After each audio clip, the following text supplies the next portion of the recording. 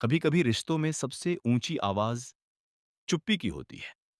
Vendor of sweets part 7 में हम इसी विषय पर चर्चा करेंगे। बुक बातें में आप सभी का स्वागत है। आज हमारे पास है आर के नारायण की मशहूर कृति मालगुडी डेज की एक कहानी, वेंडर ऑफ स्वीट्स। और उसका भी एक बहुत ही उम, भावुक हिस्सा। बिल्कुल, ये कहानी के उस हिस्से को दिखाता है जहां एक पिता और पुत्र, जंगन और माली के बीच 3 दिनों की गहरी चुप्पी टूटती है।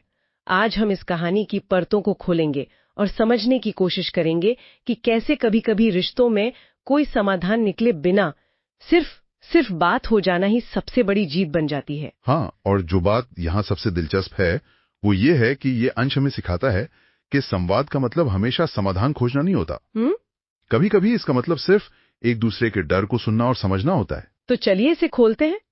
कहानी की शुरुआत होती है मालगुडी की एक बोझिल सुबह से। हाँ, दुकान खुली है, मिठाइयाँ सजी हैं, लेकिन पिता और पुत्र के बीच एक खामोशी है। और ये कोई आम खामोशी नहीं है। 3 दिन हो चुके हैं। 3 दिन।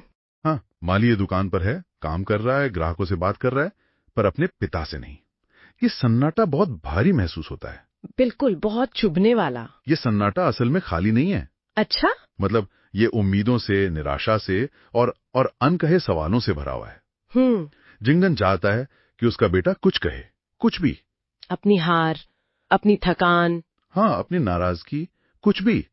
ये दिखाता है कि पिता सिर्फ गुस्से में नहीं है, बल्कि वो बेचैन है। रिश्ते फिर से जोड़ने के लिए। बिल्कुल, वो एक संवाद का इंतजार कर रहा है। और फिर एक बहुत ही महत्वपूर्ण बात होती है। क्या? जंगन, जो शायद हमेशा दुकान देर तक खुली रखता होगा, वो पहली बार खुद कहता है, आज बहुत हो गया। हाँ, वो उस तनावपूर्ण माहौल को खुद खत्म करने की पहल करता है। छोटा सा वाक्य है, लेकिन इसमें पिता की तरफ से सुलह का एक इशारा छिपा है ना? बिल्कुल। ये एक पिता का अपने बेटे तक पहुंचने का तरीका है एक तरह से। वो इंतजार करते करते थक गया है और अब वो उस चुप्पी को तोड़ने के लिए माहौल बना रहा है। और घर का वो माहौल। हाँ, घर का सन्नाटा और दीपक की वो कांपती हुई लौ, ये सब उनके रिश्ते की नाजुक स्थिति को ही तो दर्शाते हैं। बिल्कुल सही। और यहीं पर कहानी का रुख पूरी तरह से बदल जाता है। जंगन डांटने या ताना मारने के बजाय एक बहुत कोमल और गहरा सवाल पूछता है। वहां जो ढूंढ रहा था, क्या मिला? हाँ, ये सवाल माली के लिए कितना अप्रत्याशित रहा होगा। उसे तो डांट या फिर और ज्यादा चुप्पी की उम्मीद होगी। बिल्कुल। और यहाँ जो बात आकर्षक है वो ये है कि इस सवाल ने टकराव को टाल दिया। कैसे? जंगन ने ये नहीं पूछा कि तुम क्यों गए या तुमने पैसे क्यों बर्बाद किए। उसने सीधे माली की इच्छा, उसके सपने की जड़ पर चोट की। हाँ, ये सहानुभूति दिखाता है। सही बात है। ये सवाल माली को बचाव करने के बजाय अपनी अपनी असल भावनाओं को व्यक्त करने का मौका देता है। और माली का जवाब भी उतना ही सच्चा है। हाँ, वो कहता है, नहीं बाबा, बस थक गया। और फिर जंगन का जवाब आता है, जो किसी उपदेश जैसा नहीं लगता, बल्कि एक समझ जैसा लगता। वो कहता है, थकना बुरा नहीं है, भागना बुरा होता है। ये शब्द कठोर नहीं है। नहीं, ये थके हुए हैं, ठीक माली की तरह। हाँ, ये संवाद का शिखर है, कह सकते हैं। जंगन अपने बेटे की थकान को स्वीकार कर रहा है। उसे नीचा नहीं दिखा रहा। बिल्कुल नहीं। वो उसकी असफलता को नहीं, बल्कि उससे भागने की जो प्रवृत्ति है उस पर धीरे से टिप्पणी कर रहा है। और इसी एक पल की ईमानदारी ने माली को अपना सबसे बड़ा डर बताने की हिम्मत दी।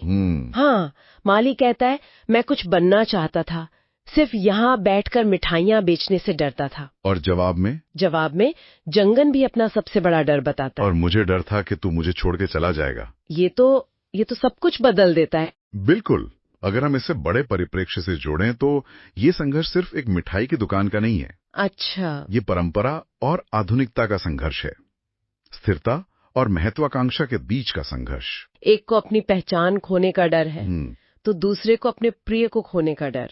और जब ये दोनों डर आमने सामने आते हैं, तब जाकर असली संवाद होता है। हाँ, तब जाकर। कहानी का अंत बहुत खूबसूरत है। बहुत।